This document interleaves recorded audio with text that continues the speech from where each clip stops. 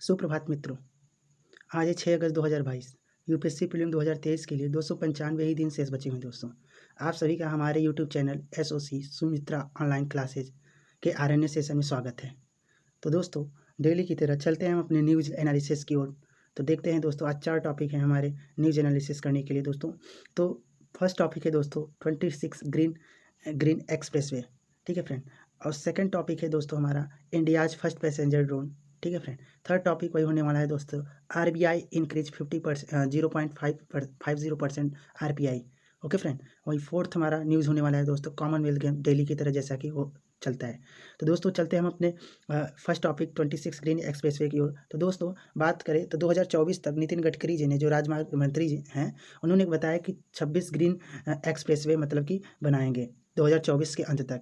और दिल्ली से जयपुर का जो सफ़र है वो केवल 2 घंटे तक, और मुंबई तक का सफ़र 12 घंटे में पूरा करने के लिए मतलब 26 ग्रीन एक्सप्रेसवे बनाने का मतलब प्लान है फ्रेंड, ठीक।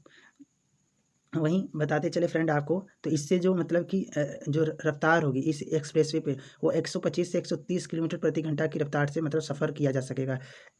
ये ऐसा मतलब कि सड़क और परिवहन मंत्री नितिन गडकरी जी का कहना है, ठीक है। उन्होंने ये भी दावा किया कि जो प्रोजेक्ट है 2024 तक ख़त्म हो जाएगा, और जो मतलब कि रोड इंफ्रास्ट्रक्चर है अमेरिका को 2024 तक टक्कर देता हुआ दिखाई देगा, उन्होंने अपनी बातों में कहा। श्री गडकरी जी ने आगे बताया दोस्तों कि जो national highway authority of India है NHAI, वो मतलब कि आर्थिक स्थिति में बहुत मजबूत है। यानी उन्होंने बताया कि दोस्तों जो NHAI है दोस्तों, national highway authority of India, वो आर्थिक स्थिति से बहुत मजबूत है। उन्होंने आगे कहा कि ऑन रिकॉर्ड बात करते हुए सदन में बताया कि मतलब कि दोस्तों कि हर साल वो मतलब कि 5 लाख करोड़ रुपए की सड़क बनाई जा सकती है। यानी NHAI के पास इतना मतलब कि पैसा है दोस्तों कि उससे हर साल दोस्तों 5 लाख रुपए करोड़ का क्या बनाया जा सकता है, सड़क बनाया जा सकता है, ठीक है। उन्होंने कहा कि हमारे पास जैसे कि पैसे की कमी नहीं है, हम मतलब कि हर साल 5 लाख करोड़ रुपए की सड़क बना सकते हैं। उन्होंने ये भी आगे बातें कही फ्रेंड कि जो NHAI है उसको AAA रेटिंग मिली हुई है। यानी NHAI है दोस्तों संस्था जो है, उससे AAA रेटिंग मिली हुई है। और हाल ही में बैंकों के जो चेयरमैन है ना, उन्होंने मतलब कि NHAI को मतलब 25-25 हज़ार करोड़ रुपए लोन देने के लिए प्रस्ताव भी रखा, और सिर्फ 6.45% की ब्याज दर पर यह पैसा मतलब कि NHAI को बैंक जो थे वो प्रोवाइड कराएंगे, ठीक है फ्रेंड। प्रस्ताव रखा था। आपको बताते चले फ्रेंड, तो इस टाइम अगर पूरा फंड की बात करें, अगर ये जो सड़क परिवहन और राजमार्ग मंत्रालय उसके फंड की बात करें दोस्तों, तो रोड वर्क के लिए दोस्तों 2,60,382 करोड़ रुपए कहाँ खर्च हुए हैं दोस्तों। टोटल लगभग 5,63,048 मतलब करोड़ रुपए मतलब खर्च हुए हैं। उसमें से 2,60,382 करोड़ रुपए दोस्तों रोड वर्क में, 1,01,666 करोड़ रुपए दोस्तों रोड ट्रांसपोर्ट में, और वहीं और सेफ्टी में दोस्तों 780 करोड़ रुपए अन्य जगह पर, और 3,219 करोड़ रुपए दोस्तों NHAI ने खर्च किए हैं, ठीक है, रोड पर, भारत के रोड पर। 2018 से 2000 मतलब कि 22 तक का ये फंड है दोस्तों। आपको बताते चले टोटल कितना फंड है, 5,63,048 करोड़ रुपए, ठीक।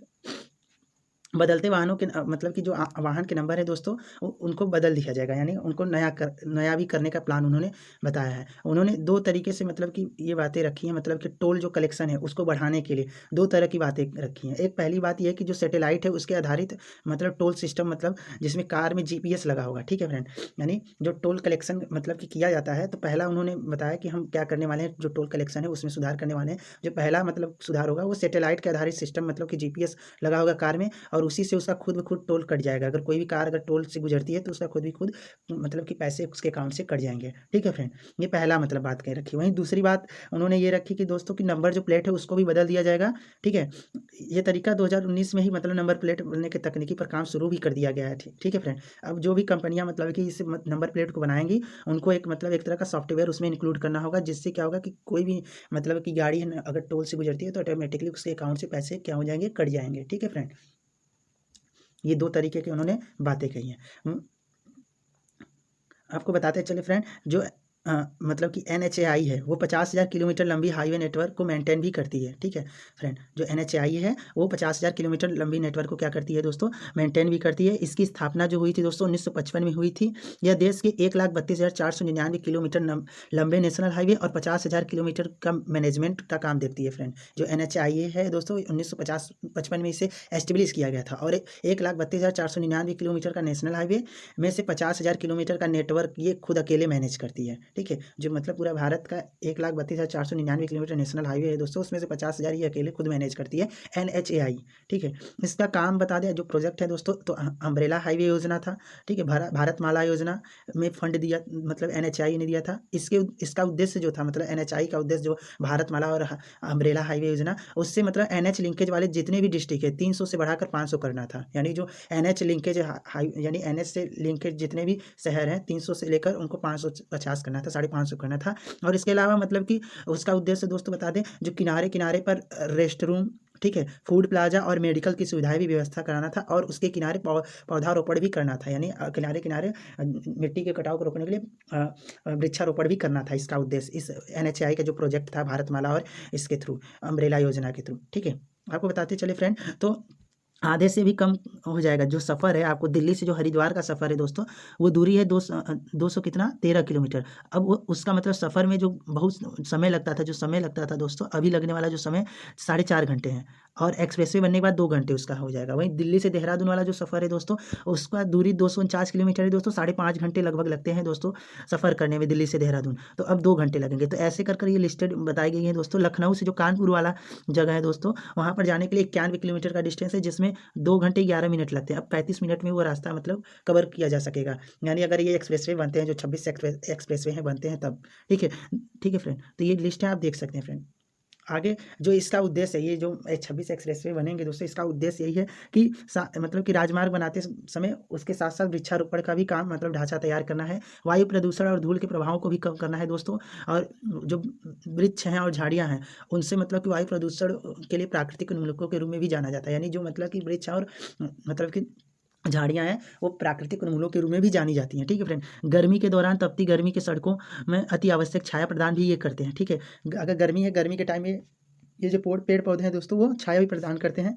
और वाहनों की संख्या में वृद्धि की वजह से हमेशा बढ़ने वाला जो ध्वनि, मतलब कि साउंड पॉल्यूशन है दोस्तों, उसको इफेक्ट को भी कम करेंगे ये। और तटबंध ढलाव जो है, मिट्टी के कटाव को भी ये सब रोकेंगे वृक्षारोपण करने से। ठीक, यही है ग्रीन मतलब कि ग्रीन एक्सप्रेसवे का योजना। ठीक है फ्रेंड,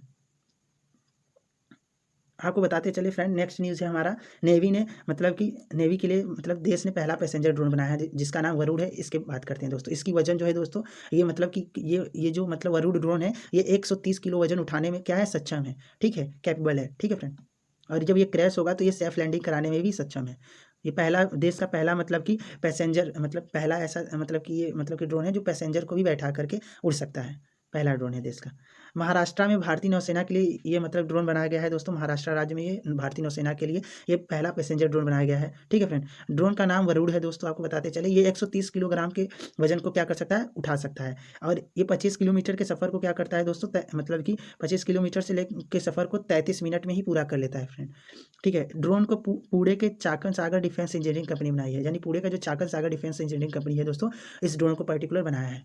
ठीक है फ्रेंड, अब बताते चले इसका प्रदर्शन दोस्तों, ड्रोन का प्रदर्शन जुलाई में होगा। प्रधानमंत्री जो है मोदी जी के सामने, और केंद्रीय रक्षा मंत्री राजनाथ सिंह जी के सामने इसका क्या होगा दोस्तों, टेस्टिंग होगी। ठीक है, प्रदर्शन भी किया जाएगा। अब आपको बताते चलें, जो नागरिक उड्डयन मंत्रालय है, उन्होंने मतलब इसका बाकायदा अपने जो सोशल अकाउंट मीडिया है, उससे मतलब ये वीडियो शेयर करके सूचना दी है।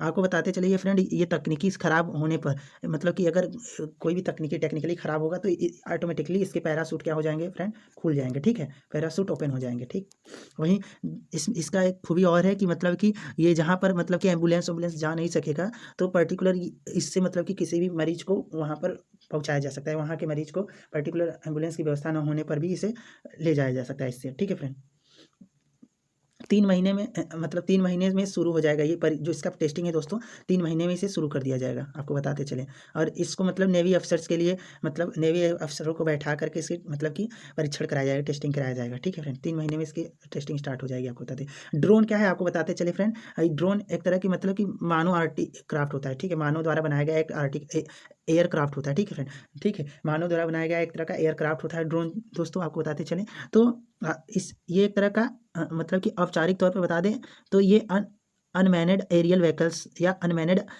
एयरक्राफ्ट सिस्टम के नाम से भी जाना जाता है। इसे मतलब अन मैनेड एरियल व्हीकल्स या अनमैनेड एयरक्राफ्ट सिस्टम के नाम से भी इसे दोस्तों ड्रोन को जाना जाता है। ड्रोन जो है एक तरह का फ्लाइंग रोबोट्स होता है, ठीक है। ड्रोन जिसे रोमोट या जॉयस्टिक के थ्रू क्या किया जाता है, हेल्प से कंट्रोल किया जाता है। इसमें सॉफ्टवेयरिंग भी की जाती है दोस्तों, इसके कंट्रोल करने के लिए और फ्लाइट उड़ाने के लिए, ठीक है फ्रेंड। इसमें सेंसर लगे होते हैं जीपीएस के सहयोग से, ठीक है, जीपीएस भी लगे होते हैं। ये एक तरह का जो होता है एम्बेडेड सिस्टम होता है, ठीक है। और एम्बेडेड सिस्टम के माध्यम से ये उड़ता भी, फ्लाइंग करता भी है फ्रेंड। इसका यूज़ सैन्य संबंधों में दोस्तों, ठीक है, किया जाता है, यानी सैनिक लोग भी इसका यूज़ करते हैं, पायलट लोग यूज़ करते हैं, ठीक है। इसमें कोई भी मैकेनिकल समस्याएं भी नहीं होती और ईंधन का खर्चा भी बहुत कम होता है। ये पर्टिकुलर आप देख रहे हैं दोस्तों ड्रोन, तो ड्रोन में क्या लगा होता है दोस्तों, रोटर्स लगे होते हैं, मोटर्स लगे होते हैं, आप देख सकते हैं, कैमरे लगे होते हैं दोस्तों, लैंडिंग गियर भी होती है, ठीक, एलीमीटर भी होता है, ठीक है, अल्टीमीटर भी दोस्तों होता है, कनेक्टिविटी भी होती है। इसके मतलब ये पार्ट के नाम है, आपको बताते चले। तो ड्रोन को इस्तेमाल करने मतलब कि ज़्यादातर दोस्तों बताया मैंने कि इसका इस्तेमाल ज़्यादातर सैन्य संबंधों में किया जाता है, ठीक है, या मौसम की जानकारी या पिक्चर क्लिकिंग करने के लिए दोस्तों, या कोई रेस्क्यू या सर्च रेस्क्यू उसको मतलब कि, या बिजनेस या डिलीवरी, इन सब में इसका यूज़ किया जाता है फ्रेंड, ठीक है। हम आपको बताते चले दोस्तों जो ड्रोन है वो कैसे काम करता है। तो ड्रोन को दोस्तों जॉयस्टिक या जीपीएस सिस्टम की वजह से उड़ाया जा सकता है, यानी जॉयस्टिक या जीपीएस सिस्टम की वजह से इसे क्या उड़ाया जा सकता है, ठीक है फ्रेंड। जीपीएस सिस्टम और जॉयस्टिक के थ्रू इसे उड़ाया जा सकता है। जैसे कि हम वीडियो गेम खेलते हैं ना दोस्तों, बहुत ही इंटरटेनमेंट करते हैं, तो ड्रोन को उड़ाकर भी आप इंटरटेनमेंट कर सकते हो, ठीक है फ्रेंड। इसमें कई मैकेनिकल फीचर भी काम करते हैं, आपको बताते चले फ्रेंड। अब हम बताते चले फ्रेंड आपको इसकी कनेक्टिविटी के बारे में। तो कनेक्टिविटी एक तरह से इसे रिमोट से कंट्रोल किया जाता है, रिमोटली इसे ड्रोन को कंट्रोल किया जाता है। और दोस्तों आपको बताते चले स्मार्टफोन टैबलेट के माध्यम से इसे वायरलेस कनेक्टिविटी के माध्यम से भी उड़ाया जा सकता है, ठीक है। इसे स्मार्टफोन टैबलेट के माध्यम से दोस्तों भी उड़ाया जा सकता है विदाउट वायरलेस कनेक्शन के थ्रू, ठीक है। और इसमें दोस्तों ये प्री प्लानेड भी उड़ाया जा सकता है, यानी प्री प्लानेड यानी इसको मतलब सॉफ्टवेयर के थ्रू दोस्तों, किसी भी ऐप्स या सॉफ्टवेयर के थ्रू इसे प्री प्लानेड कर दीजिए, और जिस डेस्टिनेशन पे मतलब इसे छोड़ना है, इसे आप केवल फिक्स कर दीजिए कि इस डेस्टिनेशन पे जाएगा और यहाँ पहुँचना है इसे। तो ये ऑटोमेटिकली, अगर आप नहीं भी जॉयस्टिक यूज़ करते तो ये प्री प्लानेड अपने आप अपने डेस्टिनेशन पे पहुँच जाएगा। वहीं दोस्तों इसकी दूसरी जो सबसे खास बड़ी फीचर है दोस्तों, real time battery charge tracking, ठीक है फ्रेंड। अगर मतलब इसकी बैटरी अगर मतलब कि क्या है कि अगर इसकी जो बैटरी है दोस्तों ये बहुत ही हल्की होती हैं, जिससे ड्रोन का जो वजन होता है वो बहुत ही हल्का होता है, बैटरी हल्की होने की वजह से। रोटर सिस्टम की बात करें, रोटर्स जो होता है फ्रेंड, तो ये मतलब कि ये जो पंखी आपको देख रही है ना, 4 ठो लगे हुए हैं, तो ये रोटर्स होते हैं। ये 2 रोटर्स, एक क्लॉकवाइज और 2 रोटर एंटी क्लॉकवाइज मूव करते हैं। आपको बताते चले फ्रेंड, जो 2 रोटर्स इसके होते हैं क्लॉकवाइज और 2 रोटर्स क्या होते हैं, एंटी क्लॉकवाइज मूव करते हैं, ठीक है। और आपको ये भी बताते चले फ्रेंड, तो ये जो रोटर्स है ना, रोटर्स मतलब कि जो नीचे ग्रेविटेशनल फोर्स है उसको क्या करते हैं, पुल मतलब कि उसके पुश करते हैं, मतलब जो अर्थ अपनी ग्रेविटेशनल फोर्स लगाती है उसको पुल करने का, सॉरी पुश कर यानी फोर्स, डाउन फोर्स लगाते हैं दोस्तों। और डाउन फोर्स नीचे की तरफ फोर्स लगाते हैं ग्रेविटेशनल फोर्स को, उसके अपोजिट, जैसे ग्रेविटेशनल फोर्स खींचने ऊपर से ये खींचने का काम कर रहा है ना, तो ये जो रोटर्स होते हैं दोस्तों ये नीचे की ओर डाउनवर्ड्स की ओर फोर्स लगाते हैं, जिससे कि मतलब कि ये धीरे धीरे जो ड्रोन है ऊपर की ओर उठना स्टार्ट कर देता है, और जिसकी वजह से ये उड़ने लगता है। जब नीचे से उतरना रहता है तो ये मतलब कि क्या करता है दोस्तों, जब इसे नीचे उतरना रहता है तो ये अपने मतलब कि इस फोर्स को क्या कर देता है, बैलेंस कर देता है, किससे, ग्रेविटेशनल फोर्स से, ठीक है। और जिससे ये आराम से धीरे धीरे मतलब कि जमीन पर उतर जाता है, ठीक है फ्रेंड, लैंड कर जाता है। आपको अल्टीमीटर की बात बताते चले तो इसकी स्पीड और डायरेक्शन की भी जानकारी अल्टीमीटर देता है दोस्तों। जो इसकी अल्टीमीटर जो इसमें लगा होता है दोस्तों फ्रेंड, ये इसके मतलब स्पीड और इसके डायरेक्शन की जानकारी देने में हेल्पफुल होता है, और इसे ज़मीन पर लैंडिंग कराने के लिए भी हेल्पफुल होता है फ्रेंड, अल्टीमीटर भी। कैमरे की बात करें तो इनमें इनबिल्ट कैमरेज भी लगे होते हैं दोस्तों, जो पायलट को कोई भी एरिया में, यानी उसका ड्रोन किस एरिया में उड़ रहा है वो पर्टिकुलर रीजन को बताने में हेल्पफुल साबित होते हैं, ठीक है फ्रेंड। और किसी भी रेस्क्यू ऑपरेशन में उनका ड्रोन कहाँ है तो ये कैमरे द्वारा पता लगता है, ठीक ठीक फ्रेंड। आगे बात करें तो ड्रोन को उड़ाने के लिए आपको बताते चले दोस्तों, जैसा कि मैंने बताया इसमें 4 रोटर लगे होते हैं। कितने रोटर, 4 रोटर लगे होते हैं, ठीक है, 4 रोटर लगे होते हैं। और इसमें से जो पहला और तीसरा, यानी जो फर्स्ट है और थर्ड है, ये क्लॉकवाइज मूव करते हैं, और जबकि दूसरा और चौथा है ये एंटी क्लॉकवाइज मूव करते हैं, जिससे कि जो ये ड्रोन है इसको कभी कभी आप देखे होंगे ड्रोन को दोस्तों शादी उदी में कहीं भी, तो ड्रोन को एक जगह टिका मतलब कि ऊपर एयर में स्टैंड भी किया जा सकता है इसी की हेल्प से, ठीक है। बैलेंस रहता है एंटी क्लॉकवाइज क्लॉकवाइज, और नीचे से जो रोटर होता है वो अपना ग्रेविटेशनल फोर्स लगाता रहता है। जब इसको मतलब इस अपनी स्पीड को मतलब कि रोटर्स की स्पीड को जब धीमा करता है दोस्तों, तब ये नीचे की ओर मतलब कि क्या होता है, गिरने लगता है, आने लगता है, ठीक है फ्रेंड। जब ये आपको ड्रोन को नीचे उतारना है तो उसके रोटर्स को, जो रोटर्स हैं उसकी स्पीड को कम करना पड़ेगा फ्रेंड, ठीक। आपको बताते चले दोस्तों कि ये अपने मतलब कि नेट टॉर्क यानी जब ड्रोन मतलब कि रोटर से एक ही दिशा में अगर घूमने लगता है तो नेट टॉर्क पैदा होता है। जब ये एक ही डायरेक्शन में अगर रोटर अगर एक ही डायरेक्शन में घूमने लगते हैं दोस्तों, तो इससे नेट टॉर्क पैदा होगा जिससे ड्रोन घूमने लगेगा। ठीक है फ्रेंड, जिससे ड्रोन जो है घूमने लगेगा।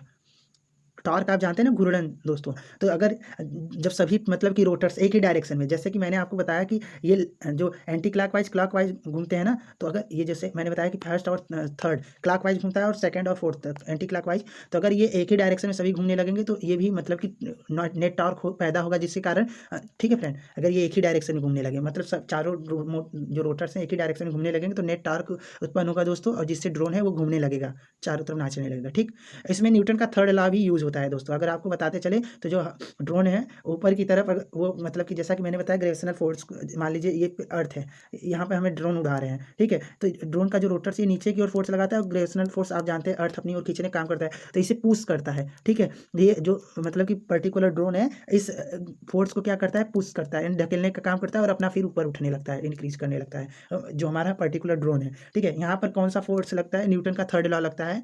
ठीक है, क्रिया प्रतिक्रिया का लॉ। ठीक है, थर्ड लॉ जो है क्रिया प्रतिक्रिया का, आप मेंशन जरूर करिए कमेंट बॉक्स में फ्रेंड। ठीक है, आगे चलते हैं दोस्तों। तो जो आरबीआई नेक्स्ट न्यूज़ है हमारा, आरबीआई ने अपने मतलब कि दरें 0.50% बढ़ा दी है। ठीक है फ्रेंड, जो आरबीआई है उसने अपने रेट मतलब रेपो रेट को दोस्तों 0.50% बढ़ाया है।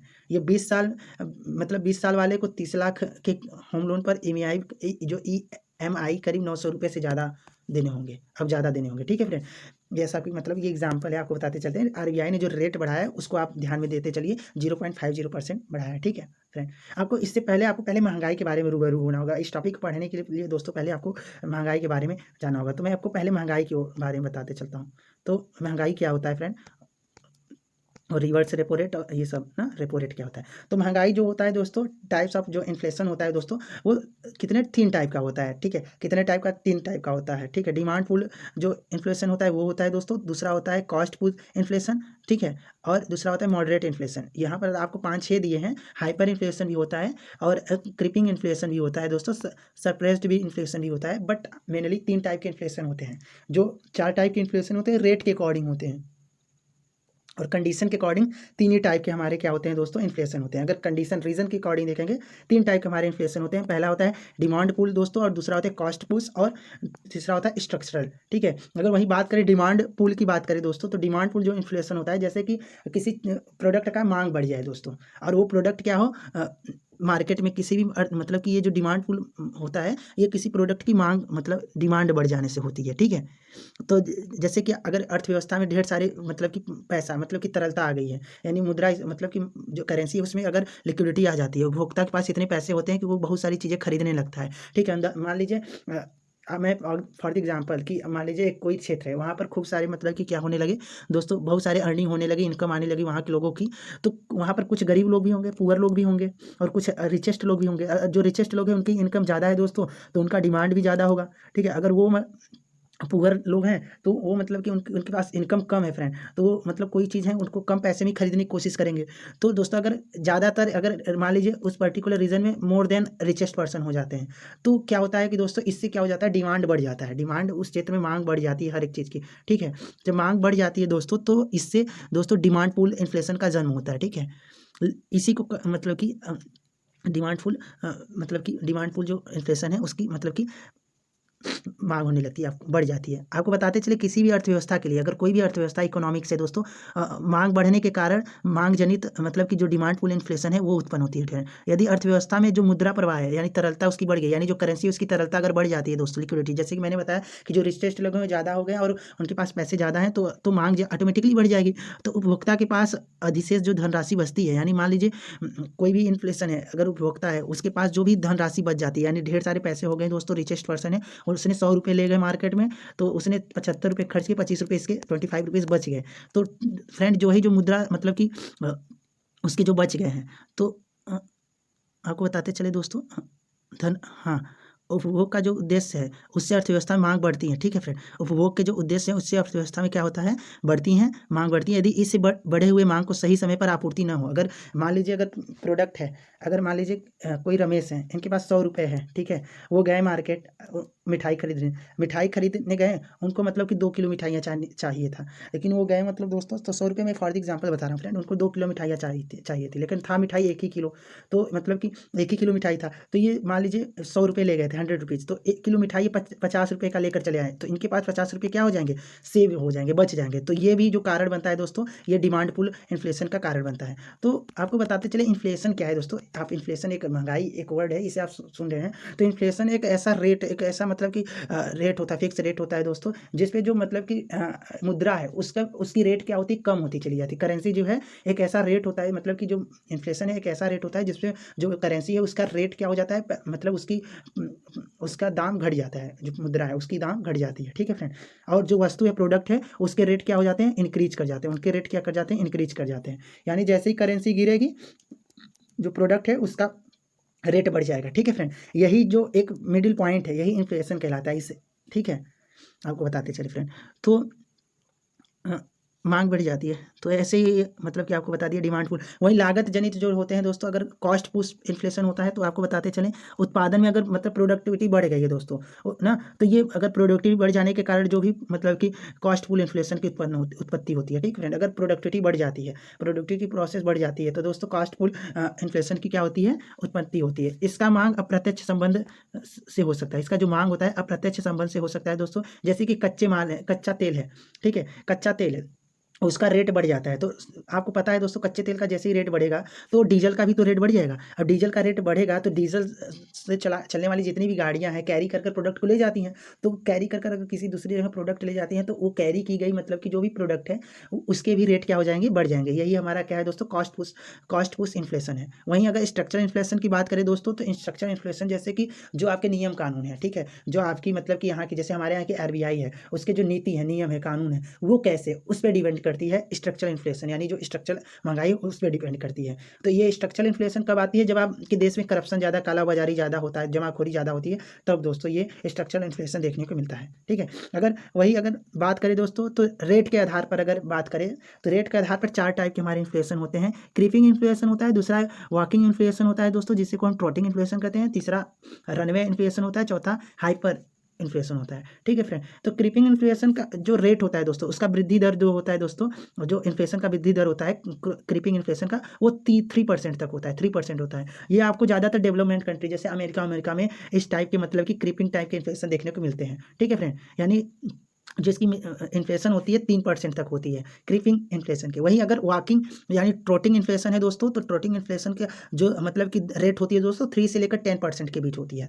तो ये विकासशील डेवलपमेंट कंट्री में मतलब कि जो डेवलप्ड कंट्री हैं उनमें देखने को ज़्यादा मिलती है, डेवलपमेंट कंट्री है ना, विकासशील देश है वहाँ पर ज़्यादा देखने को मिलती है वॉकिंग या फिर ट्रोटिंग इन्फ्लेशन फ्रेंड। जैसे कि इंडिया जैसे कंट्री में ये सब ज़्यादा देखने को मिलती है, ये सब इन्फ्लेशन।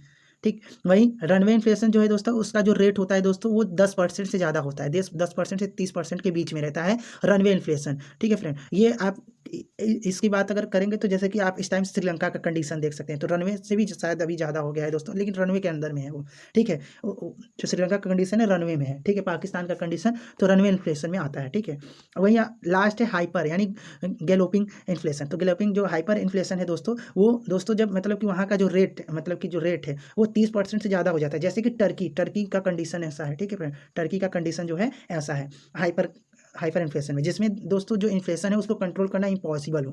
ठीक है, ये रनवे सॉरी हाइपर इन्फ्लेशन में आता है। ठीक है फ्रेंड, ये इन्फ्लेशन था, इन्फ्लेशन के बारे में मैंने आपको बताया दोस्तों अभी तक। तो हम आपको बताते चले जो कंडीशन है, अब हम इस कंडीशन से रूबरू होते हैं। मैंने 2 टाइप के मतलब कि इन्फ्लेशन के बारे में बताया, 2 टाइप का जो मतलब कि 2 टाइप के अकॉर्डिंग मतलब मैंने इन्फ्लेशन बताया, एक बताया रेट के अकॉर्डिंग, एक बताया कंडीशन के अकॉर्डिंग। तो कंडीशन के अकॉर्डिंग 3 मैंने इन्फ्लेशन बताए और रेट के अकॉर्डिंग 4 इन्फ्लेशन बताए फ्रेंड। तो अलग अलग कंट्री के बारे में बताया फ्रेंड। अब चलते हैं जो हमारे इंडिया में कंडीशन है उसके बारे में चर्चा करते हैं, जो मीटिंग हुई है उसके बारे में बात करते हैं। इंडिया में जो मीटिंग हुई है उसके बारे में, RBI ने मीटिंग की थी जो।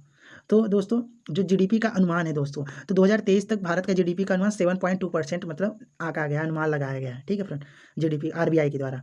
वहीं जो मतलब कि रेपो रेट है वो 0.50% बढ़ा दिया गया है। ठीक है, इससे पहले जो रेपो रेट था आपको बता दें दोस्तों 4.90 था, अब ये 5.540 मतलब कि परसेंट बढ़ गया है। ठीक है, ये जो मतलब कि ये रेट जो बढ़ रहा है ये एक तरह के स्ट्रक्चरल इन्फ्लेशन में आता है। ठीक है फ्रेंड, जैसा कि मैंने बताया था किसी देश की नीति कैसी है वहाँ की, जैसे कि जो फाइनेंस वाले डिपार्ट है उसकी नीति कैसी है, तो इस इन्फ्लेशन को कंट्रोल करने के लिए रेपो रेट बढ़ाया और घटाया जाता है दोस्तों। ठीक है, और इसके अलावा रिवर्स रेपो रेट भी होता है, उसको भी बढ़ाया और घटाया जाता है इन्फ्लेशन को कंट्रोल करने के लिए। तो ये सब रूल है, मतलब नियम है इंडिया में इन्फ्लेशन को कंट्रोल करने के लिए। ठीक है फ्रेंड, तो रेपो रेट को बढ़ा घटा करके इन्फ्लेशन को कम और ज़्यादा किया जाता है। ठीक है, इससे आपको बता दें दोस्तों, ज़्यादा ये जो अगर रेपो रेट बढ़ेगा तो EMI ज़्यादा चुकानी पड़ेगी आपको। अगर रेपो रेट आपका बढ़ता है दोस्तों, रेपो रेट RPI बढ़ता है तो दोस्तों EMI जो है वो आपको ज़्यादा चुकानी पड़ती है, मोर देन।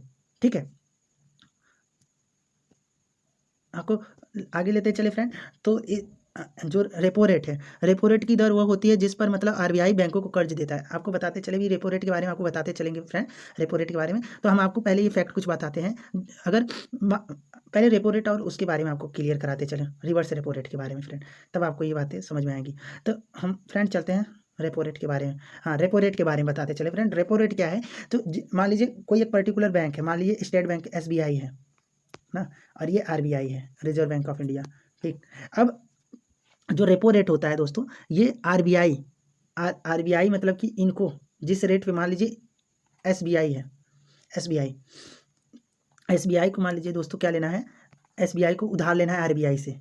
ठीक है, तो इसने SBI ने 100 रुपये उधार लिए RBI से, तो RBI जो है इस पर 4% यानी 4% का रेपो रेट लगा करके कहेगी भाई मैं तुमको 4% का RPI यानी रेपो रेट लगा करके तुम्हें पैसा देता हूँ, तुमको इस साल भर बाद 104 रुपये वापस करने होंगे। ठीक है, ये होता है रेपो रेट। यानी जब एक बैंक RBI से लोन लेने जाएगी दोस्तों, तो उससे जो पैसा मिलेगा वो RPI पे मिलता है ना, रेपो रेट पे मिलता है। ठीक है, रेपो रेट पे मिलता है। ठीक है, तो यानी जब ये 100 रुपये जब इससे प्राप्त हो जाएगा तो ये 1 साल बाद जब जाएगा तो 104 रुपये RBI को जमा करेगा। ठीक है फ्रेंड, 104 रुपये RBI को जमा करेगा। यही है रेपो रेट का सिस्टम। ठीक है फ्रेंड, रेपो रेट आप समझ गए। यानी जो छोटे बैंक होते हैं वो RBI से क्या लेते हैं, बैंक लेते हैं, क्योंकि RBI बैंकों का बैंकर होता है। ठीक है, तो RBI से जब लोन लेंगे दोस्तों तो RBI एक रेट फिक्स करेगी, भाई हम 4% के पर आपको क्या देंगे, 4% पे रेट पर दोस्तों आपको क्या देंगे, पैसे देंगे। तो 100 रुपये उधार लेना गया था SBI, तो इसे 4% रेट के हिसाब से दोस्तों साल भर में 104 रुपये उसे चुकाने होंगे। ठीक है, RBI को। वहीं अगर रिवर्स रेपो रेट की बात करें तो रिवर्स रेपो रेट इसके उलट होता है। अब क्या होगा इस कंडीशन में फ्रेंड, आपको बताते चले, जो RBI है ना और SBI, अब खुद SBI जो है वो अगर अपना मनी इसमें जमा करता है RBI के बैंक में, RBI में, ठीक है फ्रेंड, अपना पैसा जमा करता है, तब RBI इसको रिवर्स रेपो रेट के अकॉर्डिंग 3 रुपये का क्या देता है, 3% रिवर्स रेपो रेट लगाता है। कितना, 3 रुपये क्या लगाएगा, रिवर्स रेपो रेट। आप हमेशा ये बात जान लीजिए दोस्तों, जो रेपो रेट होता है उसका जो मूल्य होता है, मतलब रेट होता है, वो रिवर्स रेपो रेट से ज़्यादा होता है। ठीक है फ्रेंड, वो रिवर्स रेपो रेट से ज़्यादा होता है हमेशा। जो RPI रेपो रेट होता है वो रिवर्स रेपो रेट से क्या होता है, ज़्यादा होता है। ठीक है, तो ये मैंने बताया 4% तक ये एवरेज होती है, और जो रिवर्स रेपो रेट है 3% तक देखने को मिलती है। आपको उसी के अकॉर्डिंग मैं बता रहा हूँ। तो मान लीजिए इसने 100 रुपये इसमें क्या किए, जमा किए SBI ने RBI में। ठीक, तो RBI जो है इसे 3% यानी 3% के मतलब कि रिवर्स रेपो रेट पर इसका पैसा अपने अकाउंट में बैंक में जमा करेगी। जब ये 1 साल बाद इससे मतलब कि पैसे लेने जाएगा तो इससे RBI जो है 103 रुपये लौटाएगी। ठीक है, SBI को। ये होता है रिवर्स रेपो रेट। अब आपको कॉन्सेप्ट समझ में आ गया होगा फ्रेंड। ठीक है, तो हम चलते हैं, अब हमारा जो इस टाइम का मुद्दा है उस पर बात कर लेते हैं। तो रेपो रेट मैंने आपको बता दिया, रेपो रेट दर जो होता है वो RBI के बैंकों को कर्ज मतलब देती है, वो मतलब कि क्या होता है, जब कर्ज लोन देती है RBI, वही रेपो रेट होता है। RBI रेपो रेट को घटाता है तो जो बैंकों का ब्याज दर है वो भी कम हो जाता है। यानी जब रेपो रेट जैसे ही मतलब कि RBI का घटेगा, आपको बताते चले फ्रेंड, जब RBI अपना रेपो रेट घटाएगा तो उनका जो ब्याज दर है ना, रेट है, जो उनके बैंकों का रेट है वो भी क्या होता है, कम होता है। ठीक है, वो उनको भी अपना रेट क्या करना पड़ता है, कम करना पड़ता है। जब ये रेपो रेट अपना घटाएगा तो बैंकों को अपना भी ब्याज दर कम करना पड़ता है। ठीक है फ्रेंड, अगर रेपो रेट बढ़ाता है RBI, अगर अपना इंक्रीज करता है तो SBI वाले जो छोटे मोटे बैंक हैं उनको भी अपना बढ़ाना पड़ता है दोस्तों। ठीक है, रेपो रेट। अगर अब बात करें फ्रेंड, इस टाइम जो कंडीशन है उसके अकॉर्डिंग बात करें, तो मान लीजिए रोहित नाम का एक व्यक्ति है। ठीक है, एक रोहित नाम का व्यक्ति है, उसे 7 पॉइंट इस टाइम कंडीशन है इंडिया में 7.55% रुपए पर मतलब क्या मिल रहा था, ईपीआई पर मतलब 7.55 के रेट से दोस्तों 20 साल के लिए 20 साल के लिए दोस्तों 30 लाख रुपए का एक हाउस लोन लेता है। ठीक है, वो मतलब कि आपको बताते चले फ्रेंड, कोई भी रोहित नाम का व्यक्ति है वो 7.55% के पर, तो दोस्तों 7.55% के रेट पर दोस्तों 20 साल के लिए यानी 20 ईयर्स के लिए दोस्तों 30 लाख रुपए बैंक से क्या लेता है, लोन लेता है, हाउस लोन लेता है। ठीक है, उसकी लोन की जो ईएमआई है ना वो कितना है, 24,260 रुपीज़ है। ठीक है, ईएमआई जो उसकी है 24,260 रुपीज़ है। क्लियर यहाँ तक का। तो अब बैंक उसे कहता है कि भाई 30 लाख रुपए के बदले मतलब जो ईएमआई चुकाएगा उसे 20 साल बाद तक, वो 30 लाख रुपए के बदले उसको 58 लाख रुपए 22,304 रुपये चुकाने पड़ जाते हैं। कितने रुपए, 304 रुपये चुकाने पड़ जाते हैं। कब, जब 7.55% रेपो रेट रहता है तब। ठीक है, रेट रहता है, दर रहता है तब। और जो 30 लाख रुपए है उसके बदले उसे 58 लाख रुपए चुकाने पड़ जाते हैं। ठीक है, लगभग। अब वही उसका दूसरा फ्रेंड है, एक उसी का फ्रेंड है, 1 महीने बाद क्या होता है, ऐसा कंडीशन आता है, आपको बताते चले फ्रेंड, ऐसा कंडीशन आता है कि जो आरबीआई है वो अपना रेट बढ़ा देती है, रेपो रेट बढ़ा देती है। ठीक है, वो रेपो रेट अपना क्या करती है, बढ़ा देती है, और बढ़ा करके कितना 50% बढ़ा देती है। कितना, 50% बढ़ा देती है। कितना, 50%, सॉरी यार 50 नहीं, 0.50%, 0.50% क्या करती है, इंक्रीज कर देती है। ठीक है, जो अब पहले रेट था यानी जो 7.55 रेट था, अगर उसमें हम अगर 0.50% जोड़ दें तो हमारा वो 8.05% के बराबर हो जाता है।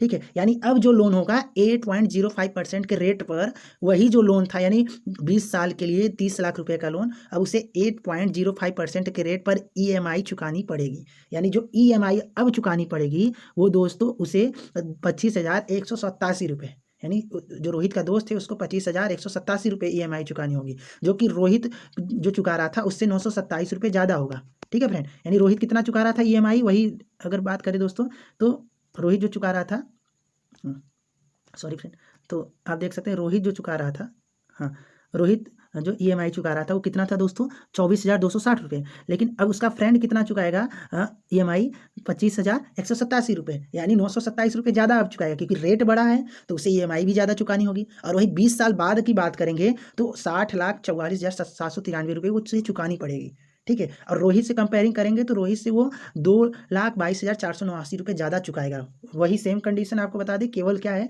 रेपो रेट सिस्टम में बदलाव किया गया है। तो दोस्तों जो रोहित मतलब 1 महीने पहले जो लोन लिया था वो कितना मतलब कि चुका रहा था, वो मतलब कि पूरे 20 साल बाद वो 58 लाख 30 लाख रुपए के बदले 58,22,304 रुपये मतलब दे रहा था। लेकिन अब वही रोहित का जो फ्रेंड है वो कितना दे रहा है, रोहित से 2,22,489 रुपये ज़्यादा, 60,44,793, यानी 1 महीने का केवल क्या है, केवल अंतर है। और उसमें क्या हुआ, रेपो रेट चेंज हुआ, जिसके कारण ये उसको इतना ज़्यादा रुपये अब भरना पड़ रहा है। ठीक है फ्रेंड, तो अगर हम बात कर लेते हैं फ्रेंड, ये उसके टर्म है, देख लीजिए यहाँ पर 20 साल के लिए कितना कितना है, आप इसका स्क्रीनशॉट ले सकते हैं। ठीक, आपको बताते चले दोस्तों, ब्याज दरें जो होती हैं वो 2 तरीके की होती हैं, एक पहली फ्लोटर होती हैं और दूसरी फ्लेक्सिबल होती हैं। ठीक है, फ्लोटर क्या होता है, फ्लोटर की बात करते चले तो जो फ्लोटर होता है उसमें रेपो रेट फिक्स हो जाता है। क्या होता है, रेपो रेट फिक्स होता है। मान लीजिए अगर अगर रोहित है, ठीक है, रोहित अगर फ्लोटर टर्म पर मतलब कि फ्लोटर टर्म पर अगर कर्ज लेता है, लोन लेता है, तो वो जो उस टाइम मतलब कंडीशन थी 7 पॉइंट जो 05 ना 7.55, ठीक है, 7.55% मतलब रेट था। तो फ्लोटर अगर टर्म पे अगर वो लोन लेता है तो ये रेट चाहे अब मतलब कि आरबीआई रेपो रेट बढ़ाकर 8 कर दे, 9 कर दे, 10 कर दे, उससे कोई मतलब नहीं है। फ्लोटर रेट पर इसका हमेशा 20 साल तक 7.55% ही मतलब कि रेट रहेगा इसके। इसी दर से वो रेट से वो क्या करेगा, पैसे को 20 साल तक चुकाएगा उस ईएमआई पर। लेकिन जो ये फ्लेक्सिबल होता है, फ्लेक्सिबल क्या होता है कि फ्लेक्सिबल में मान लीजिए फ्रेंड, फ्लेक्सिबल क्या होता है, फ्लेक्सिबल वाले में आपको मान लीजिए अगर 7.55% पर आपने मतलब कि रोहित अगर ले लिया, अगर फ्लेक्सिबल टर्म का लोन लिया होता तो चाहे अब आरबीआई इसका मतलब कि वो क्या करे, घटा दे, चाहे रेपो रेट घटा दे, यानी जो रेट है उसको घटा दे, तो रोहित को फ़ायदा नहीं मिलेगा कि इसका मतलब कि रेट घट जाएगा, नहीं, वो हमेशा मतलब फिक्स रहेगा। रोहित जो है इस पे फिक्स रहेगा। लेकिन अगर जिसका फ्लेक्सिबल रहता है, अगर इसका मान लीजिए फ्लेक्सिबल अगर ये रहता है दोस्तों, तो अगर 4% अगर रेट हो जाता है तो इसका ये भी जो होगा मतलब रेट होगा वो भी अब 4% के रेट से उस साल उसे क्या करना होगा, उस टाइम तक, पर्टिकुलर टाइम तक जमा करना होगा ईएमआई उस साल। ठीक है, अगर महंगा भी हो जाता है, 8% हो जाता है, तो 8% के अकॉर्डिंग इसका मतलब कि मतलब कि ईएमआई चुकानी पड़ेगी।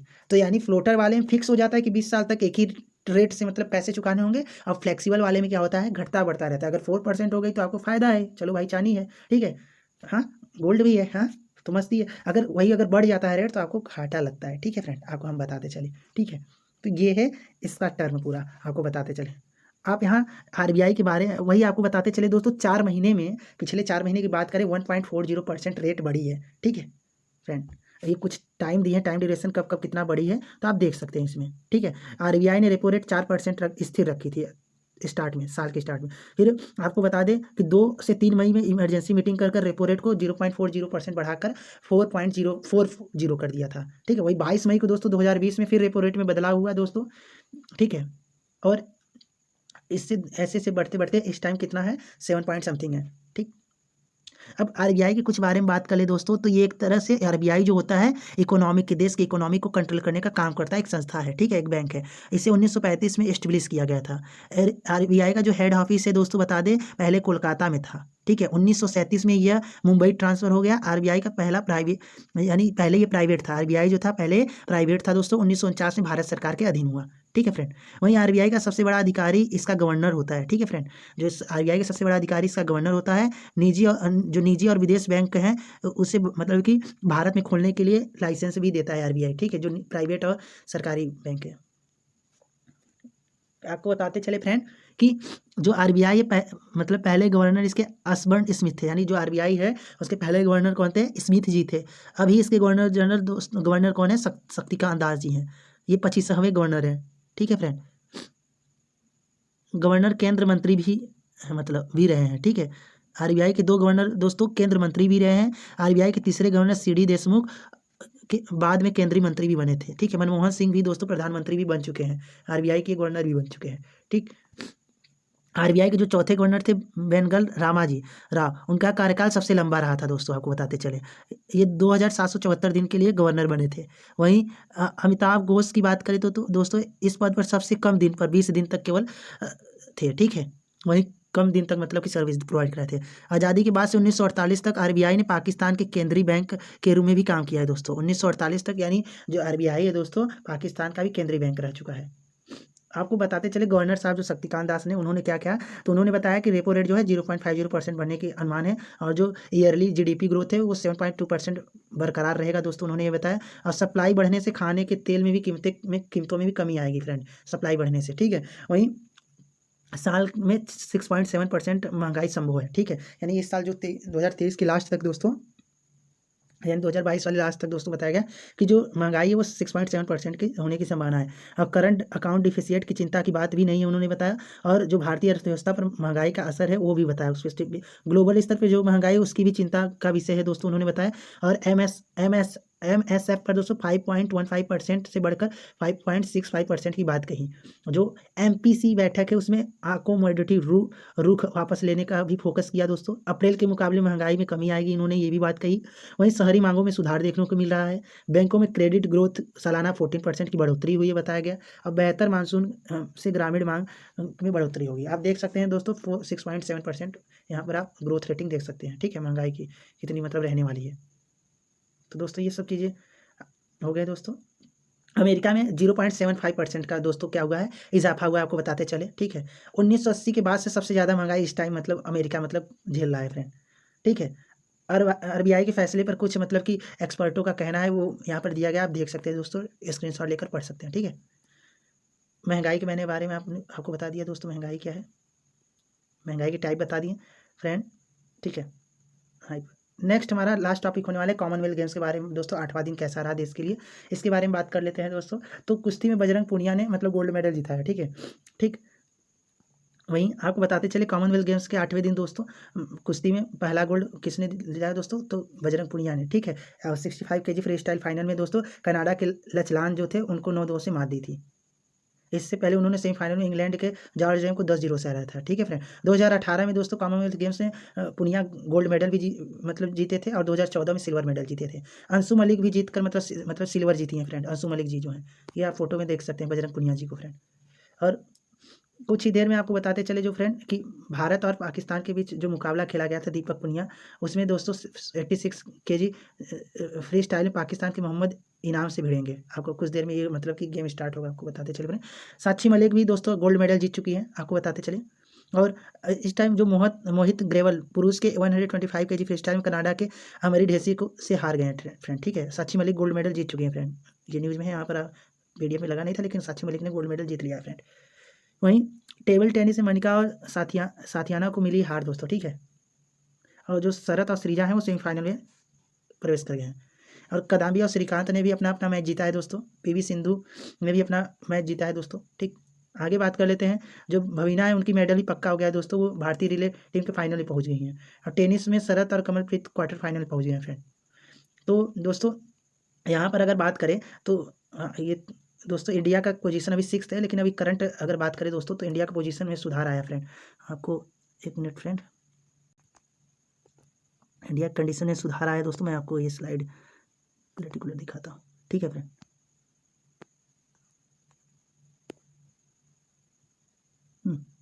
ये कौन सा है, चलिए फ्रेंड दिखाता हूँ, एक मिनट।